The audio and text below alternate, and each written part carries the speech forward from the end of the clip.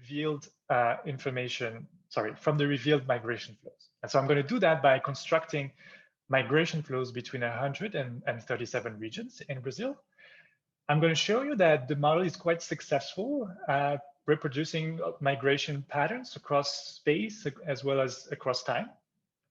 And then to kind of provide an answer to the original question that I was just mentioning before, right? I'm going to examine the quantitative implications of the model by running counterfactual exercises in which I will alleviate the importance of information frictions. And in particular, I will look at the rollout of internet in Brazil and their effects on the spatial allocation and welfare. So in case I don't have enough time to discuss all my findings, let me just give you a preview of what I think are the main takeaways. So from the first part of modeling migration, I'm going to be able to characterize migration flows as following a modified gravity rule, right? And that will be helpful to keep tractability and then take the model to the data. From the estimation part, I will find that migration costs are 40% smaller if we let information frictions to be non-zero, right? If we let the model, estimate this information friction. So that's going to have consequences for our interpretation of what migration costs might be. From the counterfactual exercises, I find that removing all information frictions yield 5.5% welfare gains, while the rollout of internet gives about 1.6% welfare gains. But that actually hides a lot of heterogeneity in terms of what migration flows look like, as well as how welfare is distributed across locations. So in particular, I find that once you reduce information cost across the board, migration flows actually decline. And that reflects the fact that people make more targeted decisions and move towards the regions that offer higher payoffs more precisely with a lower rate of mistakes, if you will. And the final thing I'll try to emphasize is that if you decrease access, or if you decrease cost of accessing information unevenly across locations, that could lead to local welfare losses. Okay, and so basically create welfare traps in which people are disadvantaged in their ability to respond to local economic opportunities. So before I just go into more detail, let me just situate the paper briefly with respect to the literature.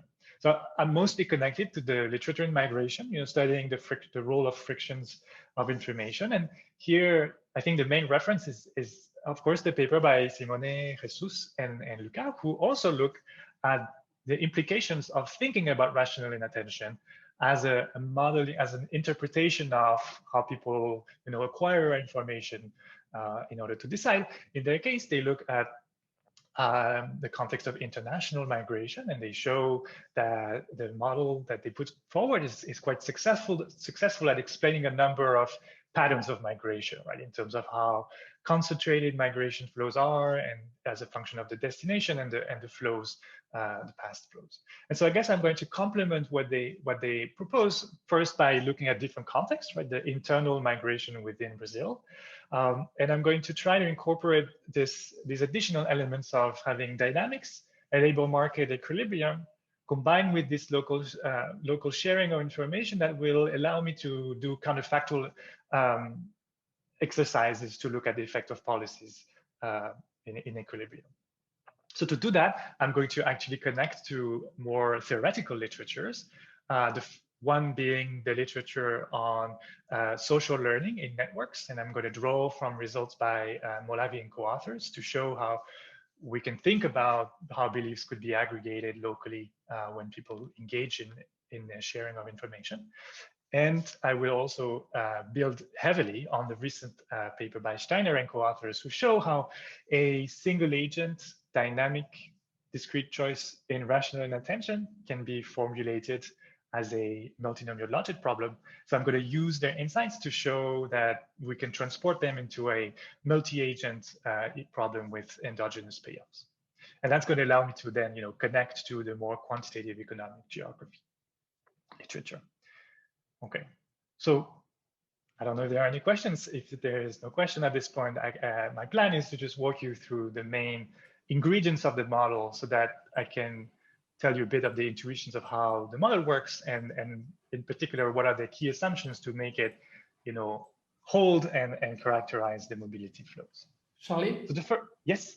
Can I ask a short clarifying question, sorry, from the participants? So Wook and Kim is asking whether you could be a bit more specific on what kind of information you have in mind. So for instance, access to job, amenities, cost of living, cost of moving. I think you will come to that a bit later, right? Yes, so that's a great point. And I guess, in the opening, I kind of made it look like it could be many things, right? There are many dimensions that are relevant for deciding whether you want to move that are probably subject to information frictions, right? So it could be the quality of schools, it could be the level of wages, it could be a wide array of different things. And so I think in the real world, it should be this kind of highly dimensional object. I will be very specific in the model. You'll see in a second. I will kind of collapse all of this kind of unobserved or like payoff that is not subject to information frictions into one dimensional object. And in my application, I will interpret it as part of the wages. But if you want all the way until the estimation, before I have to take a stand on what this object is, you can think of it as this kind of composite object that is a payoff relevant for migration. Okay, so let me just get there. So there are going to be J regions. We need to think about migration. So every region is going to be characterized by a baseline productivity AJ, some amenity BJ, and the geography will be represented by a set of migration costs that people have to pay if they want to move between any pair of locations, right? So in the simplest way possible, the flow of indirect utility for an individual I moving from location J to location K in period T could be expressed as just the log of the wage in the destination. If we make the assumption there's a freely traded homogeneous numeraire good, so that for now we don't have to think about prices. We can come back to it after that. There are going to be amenities in the destination minus the cost of moving, and then there's an idiosyncratic taste shock that could also determine what location the individual wants to locate in. The second object, the second ingredient, is going to be this notion of a labor market equilibrium, right? And so to get at this as simply as possible, you can think of production having here decreasing returns in labor, so that the wage would be characterized by a function of the baseline productivity, some shock that I will describe in a second, and a function of population. Okay, so here I'm taking a stand.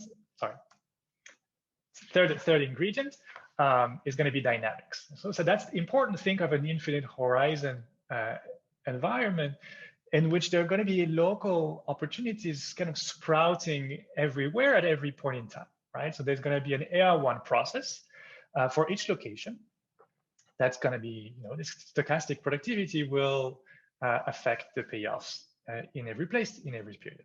And crucially, I'm going to assume that this is the object here that is unobserved by agents, right? So in order to recover that, in order to make a decision, agents are going to be allowed to pay a cost to acquire information, to learn about the realization of this unobserved productivity shock, okay?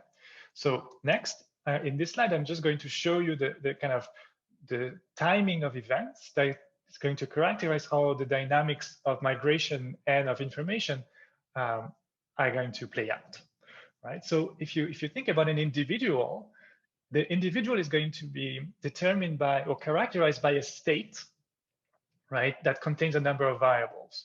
So they're going to be what I would call aggregate variables, in the sense that they're shared by every agent. And this is the realization of shocks in the previous period that is not observed by agents, but still determines the set of payoffs. It's going to be the population distribution that I'm going to assume here is observed by people. We could relax that. And then every individual has an individual specific state, which is their beliefs about what the distribution of theta might be, as well as their own location, right? And so every individual is going to start the period in the city in which they chose to locate last period. And the first thing that happens is that they're going to draw these preference shocks, right? That's going to be the kind of typical kind of heterogeneity that will lead to kind of randomness in where people want to locate. Then, or at the same time, it doesn't really matter, there are going to be these productivity shocks drawn from the AI1 process that agents don't observe. And so I'm going to assume here that agents will be able to acquire information about the realization of these shocks to form, posterior beliefs, if you will, once they have better signals.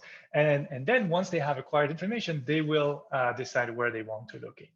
Okay, so the timing here is if I want to kind of relate to Maria's paper, who's like, do you search or, and move first, or you move then search? Here it's relatively, it's assumed there's a timing. And so you first look for information. Once you have acquired information, you decide where you want to locate. That's going to be the timing that I maintain here. And then if you decide to move, you pay a migration cost. Upon arriving in your destination, you will share your beliefs with all the people around you in the same location. Okay, and that's going to be a crucial step for me in terms of closing the model, because it will allow me to characterize beliefs as unique within a location, right? It's not going to be heterogeneity in beliefs at the end of the period in terms of how people think data is distributed. And these beliefs that are kind of the posterior aggregated beliefs at the end of the period will then serve as the prior beliefs in the next period, right? And so that gives you an idea of how this information evolves over time. So, Charly, can I just clarify? You'll probably tell us more about this, but this local belief sharing means that wherever I am, it's less costly for me to find out about the local shock as opposed to being somewhere else, right? So do I have to pay for learning about my own local shock, or do I only have to pay to learn about the other places? Yeah, so that's a great question. So the way it is currently assumed, you don't know any of the realizations, right? So this shock has realized kind of before you make a decision, before wages are realized, etc. So I assume that even in your own place, you don't see that theta, right? It's likely that you have kind of better information about it from the shared information of your neighbors, right? So in terms of precision, it's likely to be better for your own place because you're surrounded by people who invested quite a bit in learning about your own location. But today's specific realization of theta, you actually don't know it. Okay, so that's going to be the assumption, that also so that you never really know what theta is ever, right? So and that's going to be an assumption I maintain. Okay, so I will briefly tell you the intuition for what this information acquisition works. So this is, I'm just telling you here, the intuition for the rational attention framework. And the idea is that agents, what they do is that they can choose a signal distribution, right? So they are able to design a strategy to learn from the world about the realization of theta. And they can design that strategy based on and use everything they know, right? So condition on everything they observe, like their own beliefs, where they are and what their taste shocks are, for instance. And the way this cost is going to be characterized is as a function of how much uncertainty they get, how much uncertainty reduction they get from that strategy, right? So basically their beliefs, the beliefs they start off with, is a distribution about theta, and you can associate a notion of uncertainty about them, right, or precision, if you will, that will be here modeled by the entropy, right, that Chris Sims put forward in his seminal papers. And then so the cost is going to be the comparing the uncertainty of your priors versus the ones you would expect to have once you have received your signals, so the ones of your posteriors. And so if your strategy allows you to reduce uncertainty quite a bit, it's going to be a costly strategy. Okay, and importantly, I'm going to allow the cost of information to be scaled across by location, right? So there might be places in which, achieving the same amount of precision in your information might be more or less costly. So think of it as, you have access to internet or not, right? That's really the way I think about it. All right, so this lambda g is going to be a key parameter that I'll try to recover from the data. Briefly on the second mechanism of how information evolves, the sharing of information. So here I'm going to assume that all agents who move to location K are going to meet and share their beliefs. And at the end of that kind of talking session, if you will, the beliefs will be aggregated in a log linear way. So it's a very simple way of aggregating beliefs in the sense that this kind of final aggregated distribution of beliefs about theta is going to be a weighted average, where the weights are going to be the proportion of population in K who is coming from every origin, right? So if a lot of people are coming to Rio from Brasilia, then the beliefs of people coming to Rio from Brasilia will matter more in the overall average that comes from this kind of sharing of information, right? And so, you can take this as just a simple way to try and characterize the sharing of information. It turns out that you can show that it's the only outcome that can result from a specific non-Bayesian learning in networks. So that's where I kind of rely on the result by Bolavi and co-authors. Okay, so now jumping a number of fences to give you like the main results of the paper. So before I describe the results, sorry, let me tell you what fences I've jumped over. So the first thing is that from now on, I'm going to restrict myself to a specific kind of equilibrium, which is a stochastic steady state equilibrium. Okay, so what that means is I'm going to think about a world in which the policy functions here, meaning the probability that someone will move from any place to another location, are going to be time invariant functions of the state variables, right? So the state variables will vary over time, right? The data vector is drawn every period, population will change. And so the likelihood that people will move to a given place will change over time. But what will not change is the distribution within which these flows evolve, right? So there's going to be an ergodic distribution for the population in every location. And so, depending on the draws of theta, you will kind of visit different distribution of populations across places, right? But it's, in a sense, it's still a quite rich environment in which you can look at kind of dynamics and adjustments of population in response to a shock. Okay, so now there's a number of additional assumptions that need to be made in order to aggregate things up, right? So there's quite a bit of heterogeneity at the individual level here, right? There's people have heterogeneous preferences for places, and they also have idiosyncratic signals, right? They might, even if they have exactly the same strategy in terms of how to design the information they want to learn from the world, they might receive different signals from these distributions. And so that might take them to different places. And so there's going to be this kind of double randomness that needs to be aggregated upon so that we get a share that is at the observable level here, the flow between location J and K in a given time period. So here I'm making the assumption that the same that Jesus, Simone, and Luca are making in their paper, in the sense that you need to find exactly the right distributional assumption for this preference shock so that kind of things aggregate well and there's not much choice around if you want it to work. And so just one thing to flag though is that, so I'm going to make the same assumptions for the taste shock, and you shouldn't think of it as, I think, as a very consequential assumption for the economics behind it. But in my case also, I'm making an assumption also on the distribution of beliefs, right, which is an endogenous object, and I'm going to make the assumption that I can characterize these beliefs as belonging to that class of distributions as well. Okay, so once that is done, I get this multinomial logit expression, which I want to describe a little bit now. So the first object that is, should be relatively familiar in that expression is that, the probability that you move to region K, if you start from J, is going to be a function of these total payoffs, right? So, there's going to be a flow of moving from J to L. So think of it as the wages and the migration costs, etc., as well as a continuation value. Right? So typical dynamic multinomial logic. What's different though is first this term here that will shift up or down these probabilities, right? So if you don't try to interpret them, they look isomorphic to sort of migration costs, right? They play the same kind of intuitive role. But these objects turn out to be the expectational errors that people in origin J make about theta L, here, the destination, right? So this is, right, remember, people don't know what theta L is when they move, and so they hold beliefs about theta L, and these beliefs have a mean, now a mean of the distribution, and that's the mu JL, right? So that's the average theta L that people in J would assign.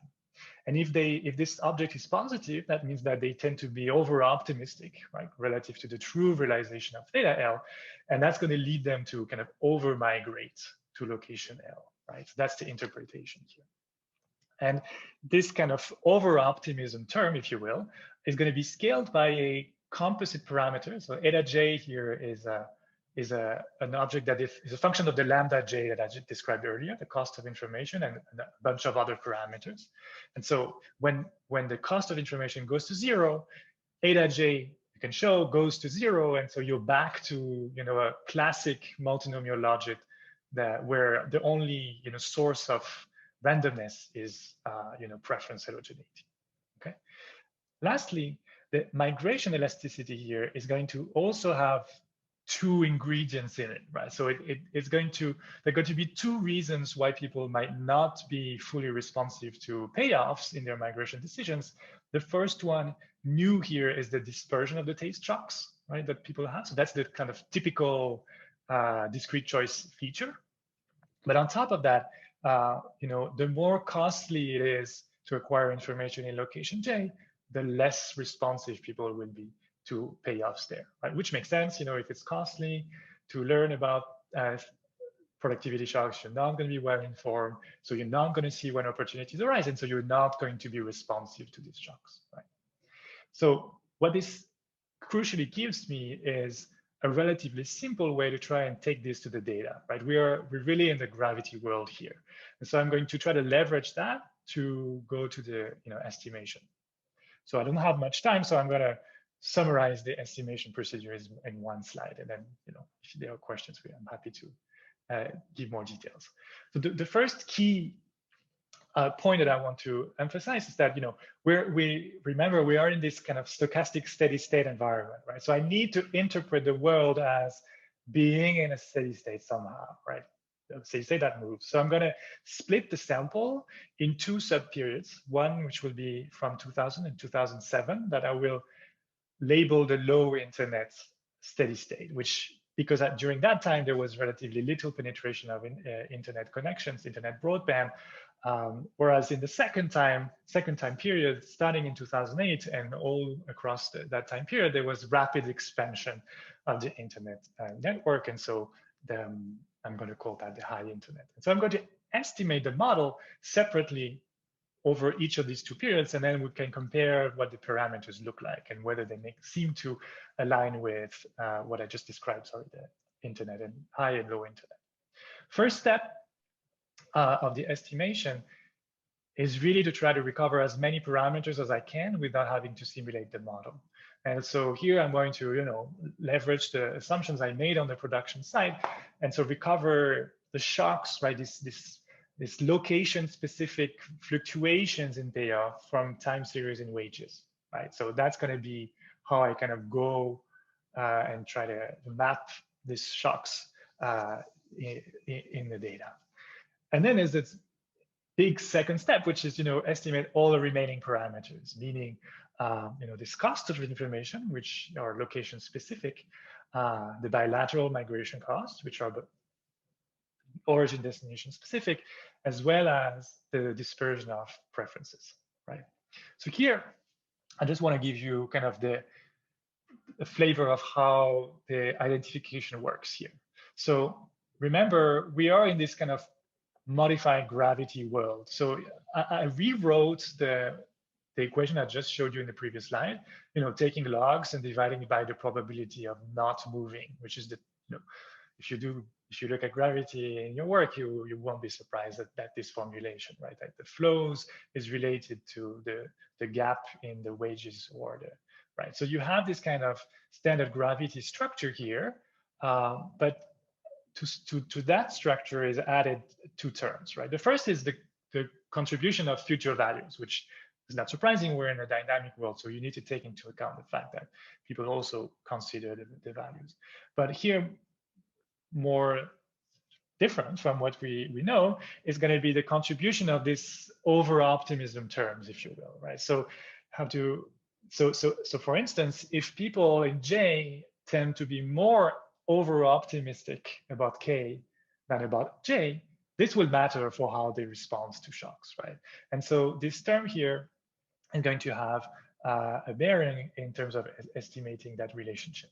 So of course, these two orange terms, we don't see them in the data, right? So I can't just run that and try to estimate the parameters of the model. And by the way, that wouldn't be enough because the phi j wouldn't be a sufficient statistic for me to recover the parameters of the model. I need more heterogeneity. The phi j is a bundle of preference heterogeneity as well as information cost. So I need something else to disentangle these two contributions. So the way I'm going to do it is that I'm going to basically estimate this gravity rule within the model, right? So using a kind of iterative procedure. Think of it as I'm just going to guess a set of parameters, simulate the model, get predicted flows, wages, these values, and the optimism terms from the model, and I'm going to run that regression.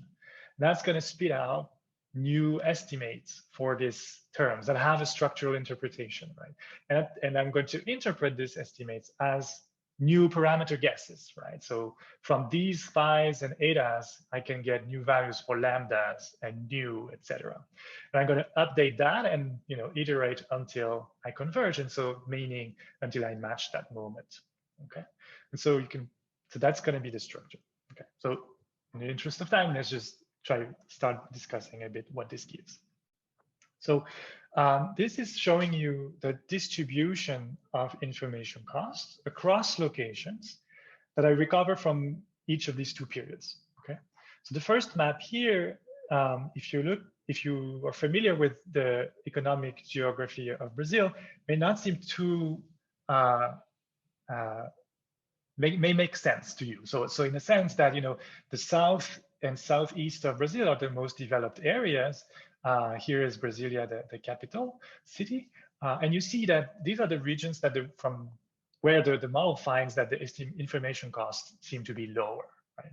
Again, this is saying that this contribution of this over-optimism term seems to be less prevalent here. This kind of bias in how people move seems to be less important for people who move from these locations. Whereas in the Northeast, this seems to be more important. Second thing to notice is that when you look at the second time period, there's an across-the-board decline in estimated information costs, right? So people seem to have started to move in a way that seems more aligned, if you will, with this kind of short-term fluctuations. They're better able at tracking this theta KTs. That's one way to interpret this finding. And one thing that I will just say in passing, I don't have much time to go in detail, but you can see that the locations that experience the biggest decrease in information costs is the Northeast overall, right? And this is also the region where there was the most dramatic rise in internet access during that period. And so what I'm going to do next is try to see whether there's systematic variation in the change in these lambda j's that I recover from the data and the change in internet access.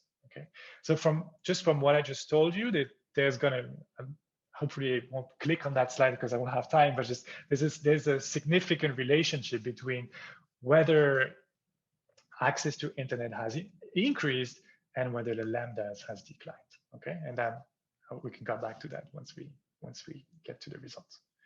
Okay, second finding coming from the estimation is what I was mentioning in the introduction, that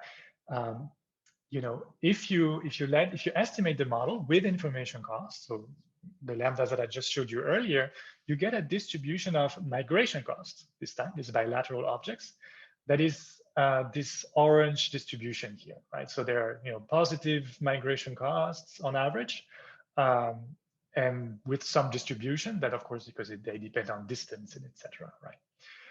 But if you restrict information costs to be 0, and then you re-estimate the model to try to match the data, right?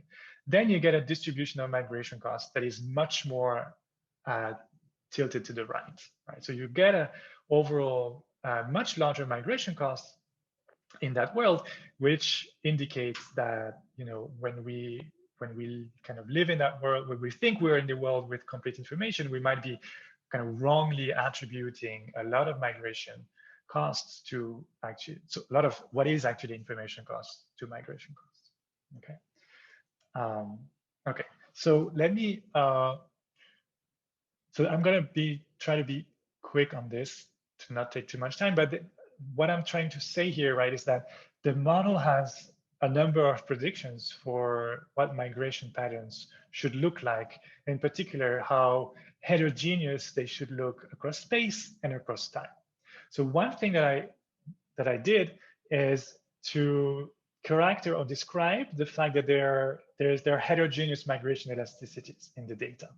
So what I mean by that is that if you look at how migration flows respond to the wage gap as a function of for instance, the distance between the origin and the destination, you'll find that this responsiveness is going to be decreasing with distance, right? So the farther away two places are, the less responsive migration flows seem to be, okay? So this is the equation that I take to the data, and this is going to be the beta 2 is this interaction term that I'm reporting in this rows here.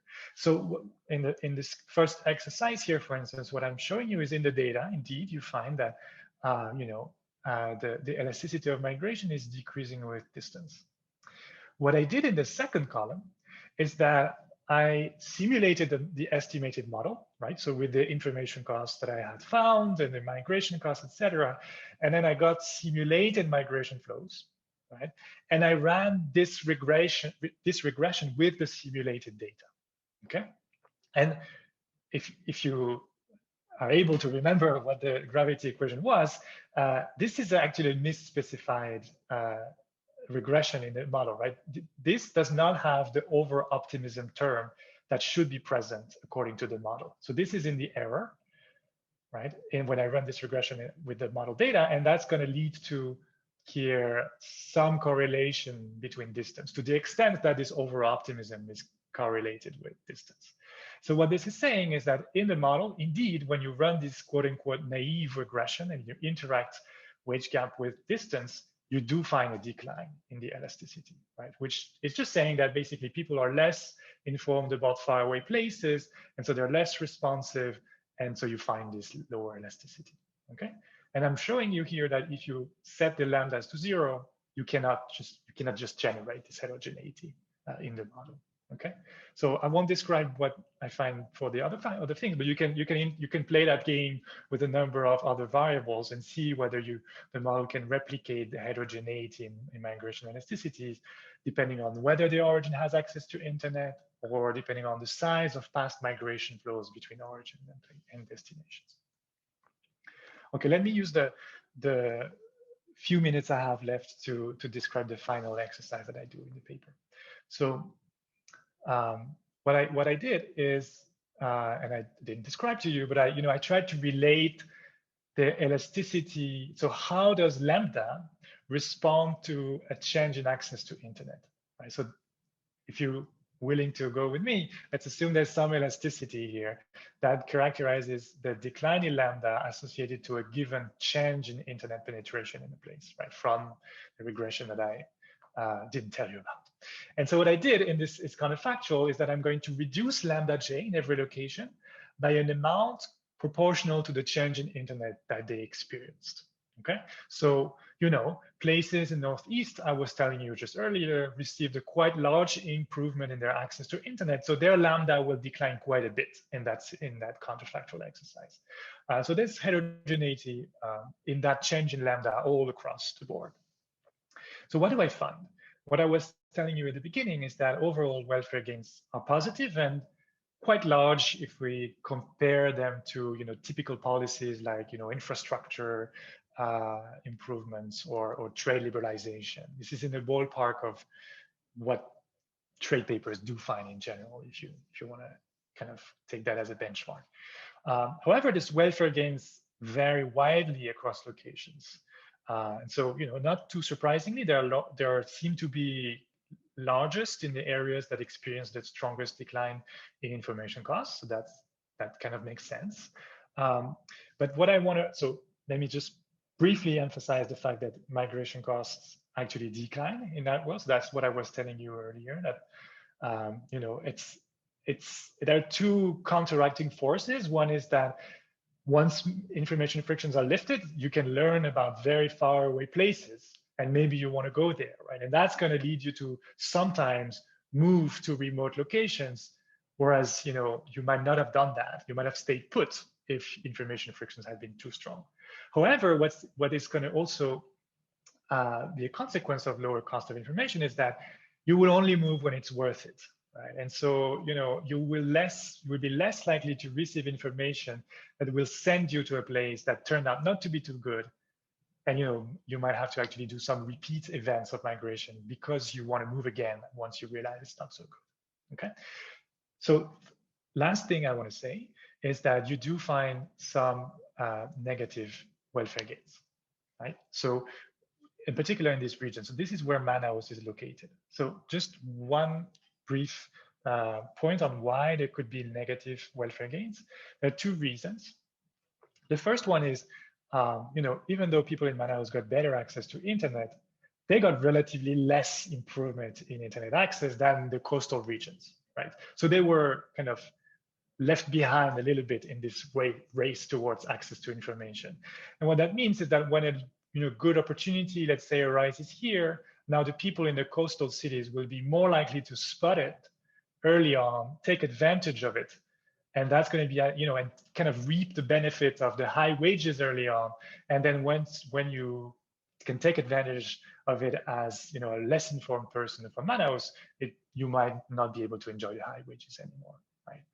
Second reason is that now that information costs are lower, people in the coastal regions can see the true attributes of Manaus and maybe realize that it's not such a great place for them, right? So the rate of mistakes of people going to Manaus is going to decline. And that means that for people in Manaus, the influx of quote unquote well-informed people from big cities is going to decline. That's going to, in a sense, impoverish their access to good information from their neighbors. So they're going to have to rely more on themselves to be informed in this new equilibrium because there's a lower influx of people towards them. Okay. All right. I'm out of time. So let me just briefly conclude. So what I did here, I built a general equilibrium model of migration with endogenous information acquisition and local information sharing. I showed that information costs seem to be large and that they have also implications for the size of migration costs.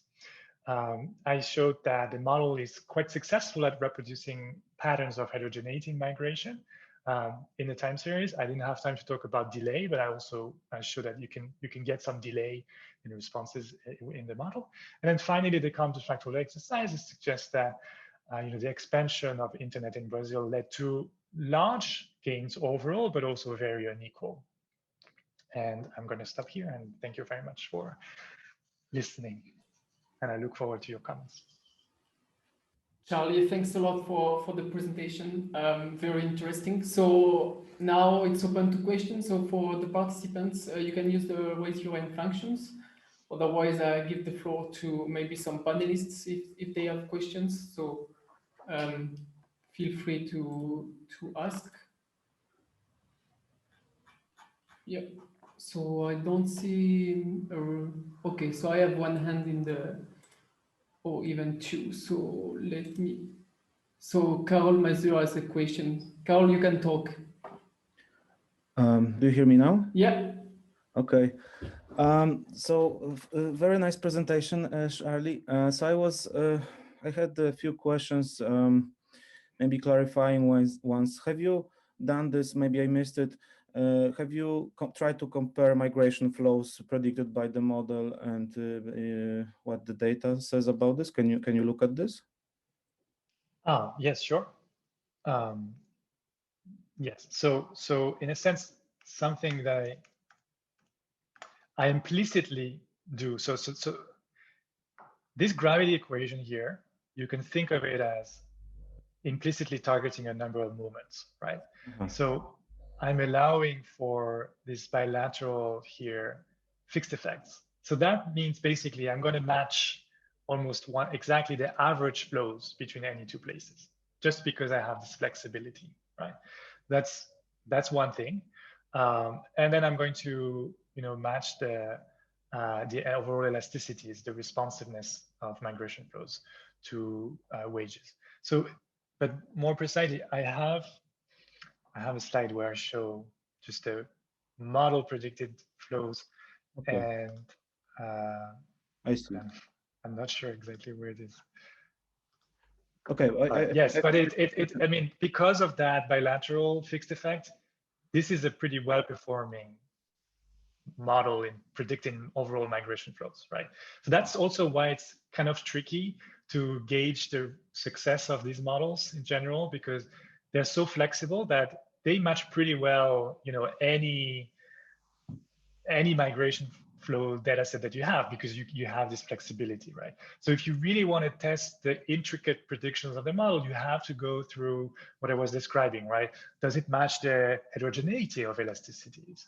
Or does it match the delay in which people respond? Kind of more second order moments of these migration flows, because you kind of automatically do quite well with the average levels of flows. Right.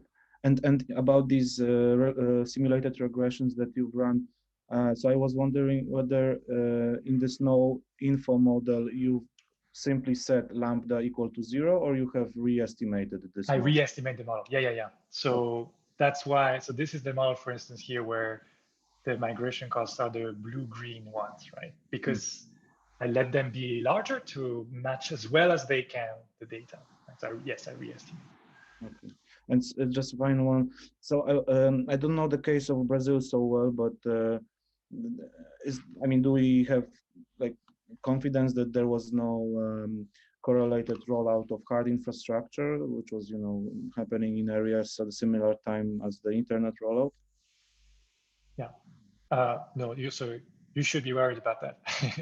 There's definitely a big endogeneity question about relating these lambdas to internet access, right? So, there might be many reasons why these lambdas might have declined that I may not observe, but that would be correlated with the change in internet access, right? So if I want to, my way to interpret your question is, how can I claim to obtain the causal effect of the change of internet on these lambdas?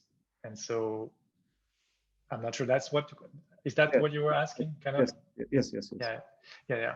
And so for that, I use an IV strategy. So, yes. So basically, right, so that's kind of the regression, the naive regression you want to do. The change in lambda on the change of internet. But in this U-term, there might be a lot of unobserved things that are correlated with the change in internet. And so the idea is to instrument this change in internet access on the change in the proximity to the infrastructure network, right? So there are these backbone cables that run through the country, and then you need to be close to if you want to get a high-speed connection, right? And these were, my claim is going to be that these infrastructure investments were decided, before or in a way that was orthogonal to the contemporaneous shocks that might be there, right? So once you use it, under this exclusion restriction, you can, identify the causal effect of the change of internet. That's the IV coefficient here. Yeah. Thank you. Okay, then I have a question from Yukun, and then I give the floor to Simone. Can you hear me? Yep. Yes. Great. Hi, Charly. Great presentation. I have a question about role of capital. It seems like you're assuming decreasing returns to scale with, just labor as an input in the production. And there's not much discussion about housing or cost of housing. So I was wondering first, how sensitive your counterfactual results would be if you allow capital to be there. And then second is, what you're identifying, I think 1/p, that term, I think you explained that it's a composite of a lot of things, including waste dispersion and things like that. But it will also, if you think about housing, there will be housing shares somewhere that are too, because you're not accounting for it. It should be, wage will include or reflect some of the housing cost of living as well. So do you have any thoughts on how cleanly or well identified that phi is? Yeah, okay, thanks a lot. That's a great point. So first on the role of capital and the way, I told you so let me just go to the description of the wages, right? This is the simplest way, and you're right, this is assuming decreasing returns in labor. In a sense, this is not something that's crucial for the mechanics of the model. So you could try to reinterpret the world with, there are some prices and there's a housing sector and there's congestion in the housing sector, then the real wage would also be kind of a decreasing function of local population, even if there might be constant returns in the production sector. So in a sense, that's not going to be something that will change a lot the intuitions in how the model works. However, for the identification, I agree with you that it matters, right? Where I place this coefficient and how I interpret it. So now going back to the equation, you're right. So I need to think more about it. This is a really great point. But my sense is that, imagine there was a role for housing, you would have to divide by the price index. Think of it as like a Cobb-Douglas preference. You would have like a price of housing to some power. To the extent you have data on it, maybe you could control for it, or you could, I'm not sure, what I mean is that I'm not sure it would affect the elasticity. I think it might affect you would need to control for an additional payoff, but I'm not sure it would change the elasticity.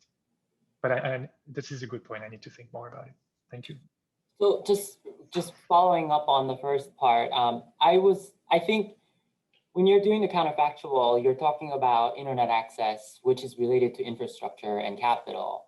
And what I'm thinking is, if you endogenize these, distribution of capital across space, then the welfare results may be a little bit different, because you're going to be strategically investing in certain locations that may benefit more. I mean, if you think about, from the social planner's perspective of some sort, and think about the optimal investment decision. So I wasn't sure if you have thought about it or. So again, that's a great point. So I think there are two sides to your question. So first, like, does it matter that if that was going on, does it matter for the estimation? So I think here I would say, I completely agree that where cost of information were declining or where internet access was provided is correlated with where the capital is and where it's a strategic decision. But I guess then I will just rely on the exclusion restriction of the instrument and say that it's fine if it was determined as a function of the long-lasting characteristics of these regions, as long as it's not correlated with kind of more recent changes in these things. And then on the model, so I think what's very interesting and you're pointing out is that I haven't talked at all about optimal policy, right? I haven't said, given what the counterfactual exercises suggest, where should you invest? So that's also something I could look at, right? Like, where should you decrease information costs in priority? Where do you have the biggest bang for the buck, if you will? And so that's something that I'm currently doing right now. So just try to do incremental changes in the lambdas location by location and see where you have the strongest welfare gains, and then compare, is it what really happened? And does it seem that the strategy that was implemented by the government or by private sector align with what the model suggests? Thank you. Sure. Simone, please go ahead. Yeah, thanks, Luca. Charly, wonderful presentation. Thanks a lot, and glad to meet you eventually. Yeah, nice to meet you too, Simone. I just want to ask a couple of questions. So the first one is that you have two main ingredients in your theoretical model: rational inattention and the local sharing of beliefs. And correct me if I'm wrong, and this is also related to the question raised by Maria. Rational inattention alone wouldn't give you this heterogeneity in the coefficient of income at destination by distance, right? because you are obliged to maintain the assumption that the cost of acquiring information might be origin specific, but it's invariant across alternatives, right?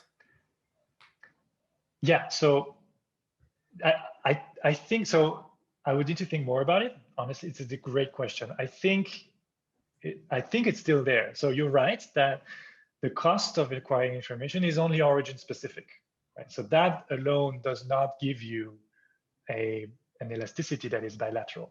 However, the amount of information that you decide to acquire about every location is going to vary, right? So even conditioning on the origin, you'll decide to, and you describe it well in your paper, right? You're going to maybe focus on more local place, or maybe the middle ones you're kind of more undecided about, what the ones that could, if by a small amount of information, could make it the preferred one. So you're going to allocate heterogeneously how much you want to learn about them, and that's going to translate in different elasticities, right? Because you have a strategy that is heterogeneous across destinations, your behavior will also be heterogeneous across destinations. So I think that's why it's still there, even without the sharing of information. Okay, we can exchange more on this. I don't think that in our static version you have this. It's true that you have an uneven distribution of the optimal cost of information acquisition, but this doesn't translate into heterogeneous elasticities. And then the question or the remark is about your final explanation of why with lower information frictions, migration flows might go down. So correct me first if I'm wrong. The reduction is in outflows from the Amazonian region, right? Or a reduction in inflows to those regions? Oh, no, sorry. So the reduction is the total number of migration events that happen in the economy in a given year. Okay. Yeah. But you were saying why, for instance, regions that were more backward with respect to internet connection to begin with, experience a reduction in outgoing flows. Yeah. So that's also true. So a place like Manaus becomes less popular. And so on a given year, on average, we receive a lower inflow of people from outside, and in particular from the well-informed locations, right? From the big cities, and these are kind of valuable currencies, if you want, right? Like they're going to bring a really precise belief with them, and that's going to be very beneficial to the people who live in Manaus. And that's, losing access to that resource for people in Manaus means that they don't get the free lunch, right? If they want to reduce their information, their uncertainty, they have to do it by paying the cost of acquiring information. Okay, got it. Thanks a lot. Sure. Okay, then Maria has a question. So, Thanks a lot. I have a lot of questions. I think the one that is most burning one is, do you have, or were you thinking about any kind of direct observational evidence on, like, what your model predicts, right, is we should see fewer people making the bad migration choices, right? You move and then you get there and you're like, oh, I should have stayed at home. So I mean, I don't know, I can think about, you can look at distribution of migrants, of their wages. You can look at return migration. I guess that's partly in this decline in overall migration flows. I just wonder if you have any kind of direct reduced from evidence on that, because I think it's a really fascinating prediction that the model makes. So I have some along some of the dimensions you mentioned. So this is something I'm working on right now. It's still preliminary, but I'm trying to exploit here the individual level data. So I'm just gonna, okay, sorry.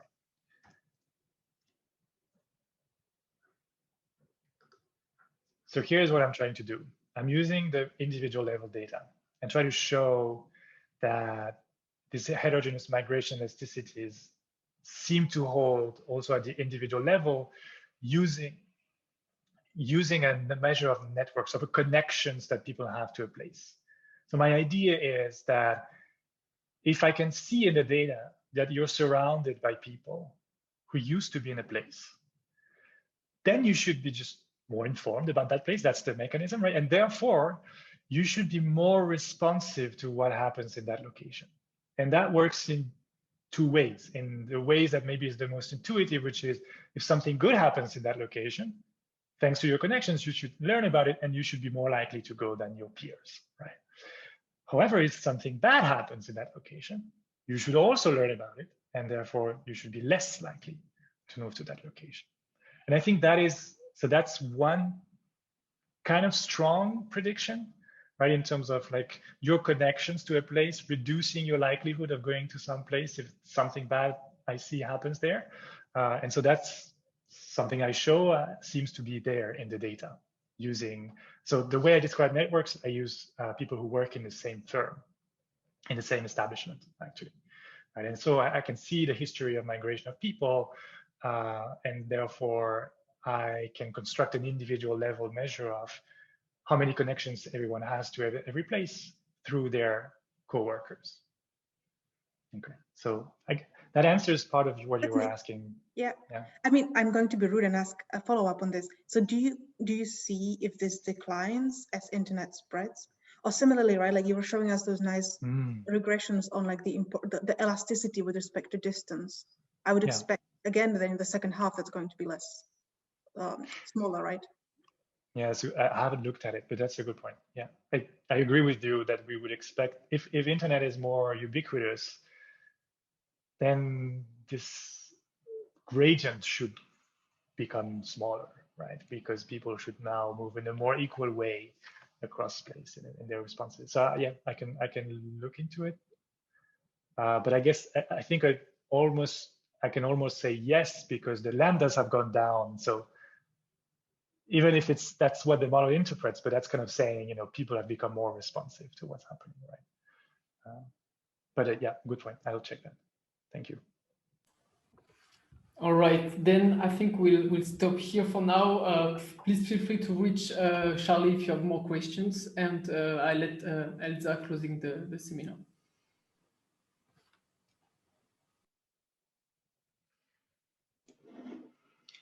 Okay, so thanks again, Charly, for your presentation.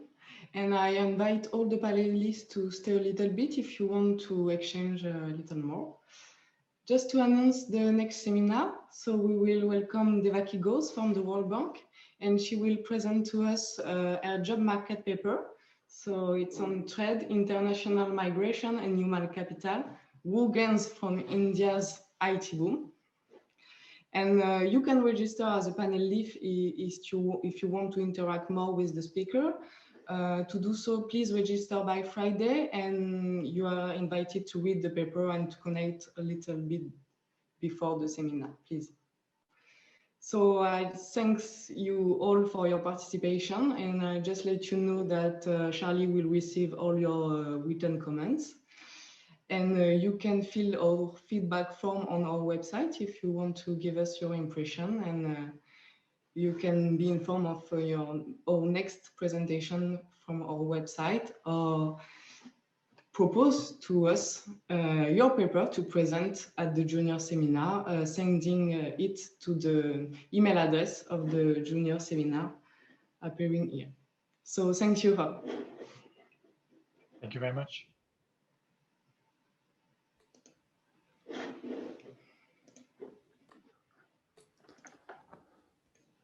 So Charly, can I ask you another question? Yes, of course.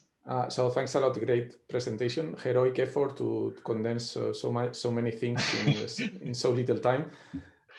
So I wanted to ask you about the intuition about the relevance or the sensitivity of your results to step one.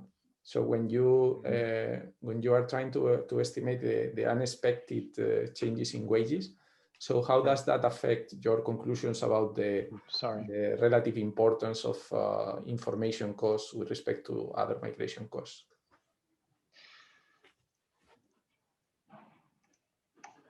Great question. Great question. So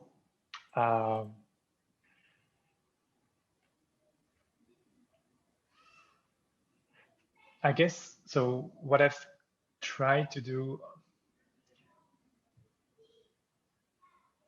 I guess I should try to do more, but what I've done is, so basically, so I'm trying to just give you the equation again. So that's the key equation, the baseline equation that I use, right? Oh, sorry. Excuse me. All right. So the baseline equation that I use to recover the thetas is this one, if you can see the screen now, right? And it's a very simple equation in the sense that, once I know the population, I can, maybe assume some share of labor in production, and then I can just do a kind of simple regression of wages on a fixed effect and then recover that as a residual. Or just estimate the AR1 process associated to that time series. So what I've done is to, try and play with a variety of values for alpha, see whether that matters, because we don't really know what that parameter, right? As I was telling Wukun, maybe that's not where the decreasing returns are. Maybe they are in the housing function.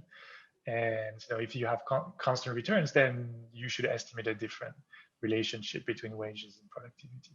So I've played around with alpha, but I don't find this to affect very much the results. I mean, it affects the size of the externality, right, of the decreasing wages, of course, but not so much how the process of data seems to vary very well. But do you have something in mind more specifically about what could be an issue here? No, the issue, so I'm not sure whether I'm understanding this correctly. So my impression is that your assumption here is that theta KT is what you need to acquire information about.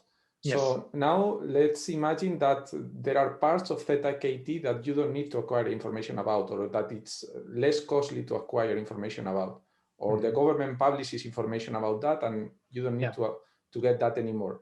So then I was wondering to what extent that particular, having less information to acquire, how is that going to affect your conclusions later on in the second step?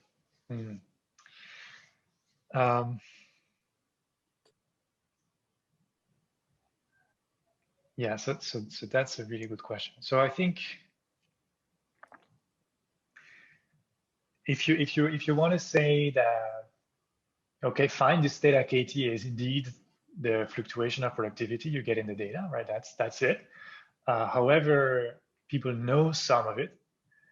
So I'm trying to think. So I would say, I think I would, okay, so, but I think I would say, well, look, I don't see people responding very much to that object.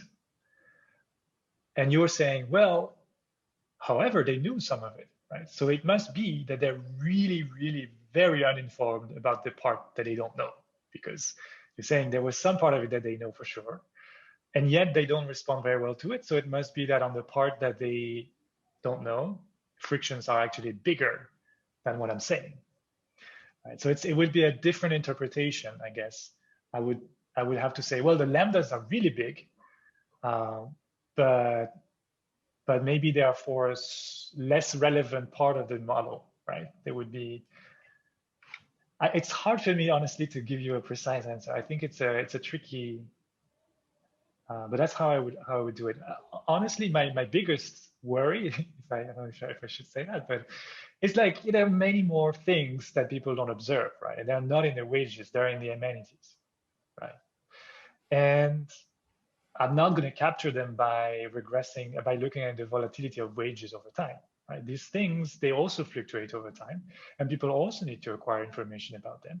And so I think, in a sense, I'm being quite restrictive in how much misinformation I'm letting people have, right? There's a whole range of other variables that are relevant for migration that are also subject to this issue, and so far that I'm kind of keeping silent, right? But to the extent, you see what I mean? Yeah, so let me do it the other way around. So now let's assume that these guys don't know either the population distribution, LKT. So I struggle to see whether you need them to know something about it, or you don't need them to know anything. So could you just assume that they need to also to learn about the population distribution? Yes. So I did an extension with that. You can also relax that. Yes. And so, but I mean, it's a bit more complicated because the belief is now over big object, right? It's but it's the same idea, and then yeah, they have to decide how much they want to learn about this ginormous matrix of thetas and L's. But the problem remains, can be characterized in a similar fashion. Okay, so that's the type of exercise I would be happy about. Like, okay. So then how your in the end, when you sum up everything, the relevance of information cost, how does it change when you change, for example, when you don't know either LKT? Yeah, that's a good idea. Yeah, thank you. Makes sense. Charly, can I follow up, because I think that Maria also asked a very relevant question at the end. So with rational inattention, the main implication is that migrants make mistakes.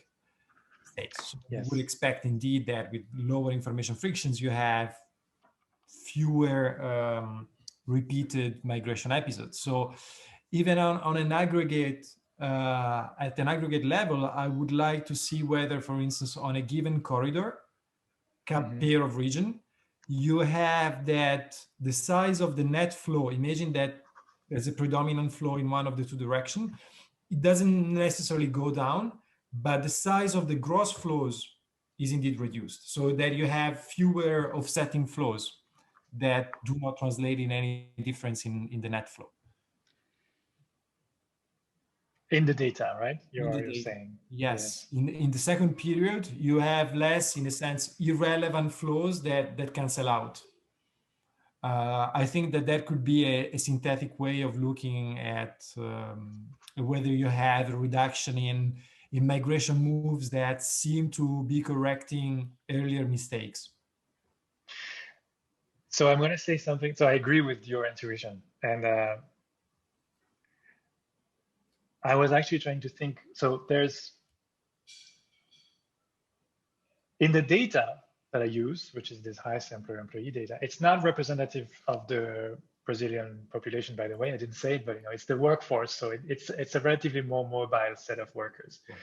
And it turns out that they are becoming more and more mobile over time. And that I found that was kind of a puzzle to my explanation, right? Because, in a world that I was just describing in the counterfactuals, migration should go down. And so the way the model rationalizes that overall rise in mobility is by having a larger dispersion in preference shocks.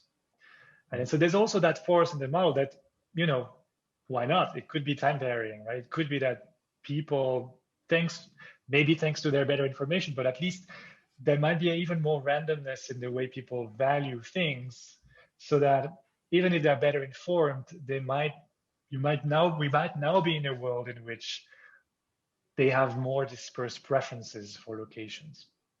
And I think, and that forced me to pause a little bit, because that complicates a little bit what you just said, right? And it could be that, we don't see a reduction of that net flow or gross flows, but still the story of information could be there. It's just there are other stories going on. It could be that you are observing the transition to the new steady state.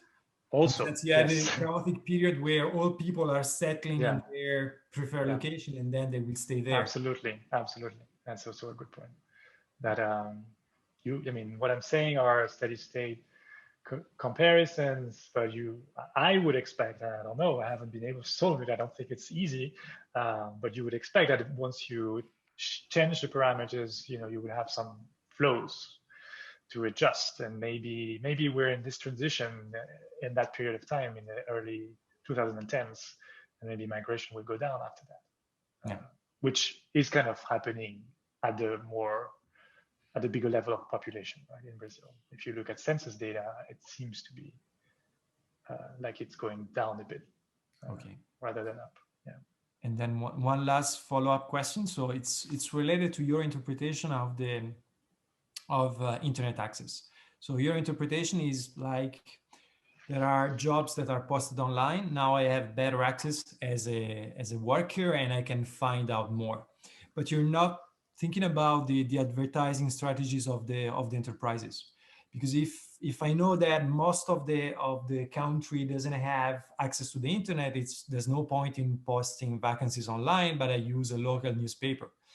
And once you have that enterprises start to adjust their recruitment strategies, then all the effect becomes, in a sense, dyadic.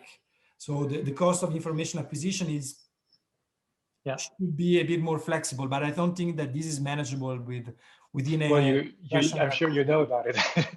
I'm sure you know. I'm sure you've thought about it. To understand how far we could have gone beyond Matejka and McKay, but unsurprisingly. Yeah, I mean, you're reaching the limits of the tractability of that framework, right? So. Yeah. And I agree. I mean, I've spent quite a bit of time also trying to get that. So honestly, there's a little bit of it with the information sharing, right? So information sharing does generate some of that dyadic framework, right? And so, but so that's why it's definitely there with the information sharing, because right, the quality of information depends on the places where people come from. But now I'm a bit confused with the answer I gave you about whether, so I agree with you that the cost of acquiring information in that framework does not depend on the destination, right? But the amount you end up acquiring does. Yeah, but the amount doesn't enter into the expression for the elasticity. So at least in our static version of the model, the elasticity is origin specific. Okay. So once you derive your gravity rule, in a sense. So that's why I was asking you the question about the relative of the two portions of the model, because I think that you get, but it's legitimate. I'm not challenging this, but I think that you get a lot of traction from the local sharing within the network. Yeah. No, that's a good point, and I need to check that more precisely to understand better, because I can see what you're saying, that like this might basically, what you're saying is that the amount the fact that you have this heterogeneous acquisition of information somehow does it mean it's kind of proportional? That's where I'm a bit confused, because what I'm thinking is you don't learn, basically you almost completely discard remote places, right? Some of them basically drop from your consideration set. That's kind of what happened, right? And so, but not with the distributional assumptions that you have. Sure, but there's still that force. You choose everything with positive probability, so you do acquire information on Sure, but you still have this gradient, right? Like you care less about faraway places, more about medium places, and maybe not so much about close by, right? And so what I'm having a hard time thinking is like that should translate into some behavior, right? Like because that information will, at the end of the day, tell you what theta is. Sure. And so if you don't invest at all, you won't see what theta is, and so you should respond to it, right? And so I'm having a hard time figuring like how it could somehow not affect the elasticity. I believe you, but I'm having a hard time. I mean, I will have a look myself at our theoretical model, but in the static version, I mean, and then and then the intuition might not, in a sense, generalize to your dynamic version. But you get why I'm a bit confused, right? Yeah, that sure. It seems. Okay. I mean, we have been confused ourselves, so I'm totally sympathetic. It's but I do. It's a very rich model, right? Promising framework to think about. So. Okay. Yeah. Thank you. So Charly, to illustrate a little bit of discussion, can you go back to your equation with your thetas and the probability of migration equation? Because I think. Yes. So this one or this one. Yeah. I mean, the intuition that Simone and I have is that the elasticity is going to be phi j eta j, and that's why it's origin specific. I see. So, all right, but this is not Okay, so I agree that the elasticity indeed is phi, 1 over phi j for the payoffs, right? But my reasoning so far is assume you don't include that guy, right? You don't, you put that in the error term because you say, I don't know what that is, right? Then this will create a correlation. This will be correlated with fundamentals of the model, and in particular distance, right? So your over optimism will be correlated with how far or low the place is. And I think that will, again, I need to check, and then I should do more simulations, but that will definitely in the model, it does generate some interaction with the elasticity, but I'm not, yeah, so we're back to the question, is it only because of sharing of information, or could it also be, even if there's no sharing of information? Yeah, I will check. This is a very. And I would not only focus on the me-specified version, because you have a significant interaction even in the correctly specified version of the model. So. Sure. Yes, but in the correctly specified, it's clearer that there's not going to be any bilateral effect, I think, because it's the elasticity will just be that object, which is only J specific. So here I would agree with you, right? But it's definitely only origin specific. And so far my understanding has been really from that object being omitted in the regression, you create that correlation between origin and destinations.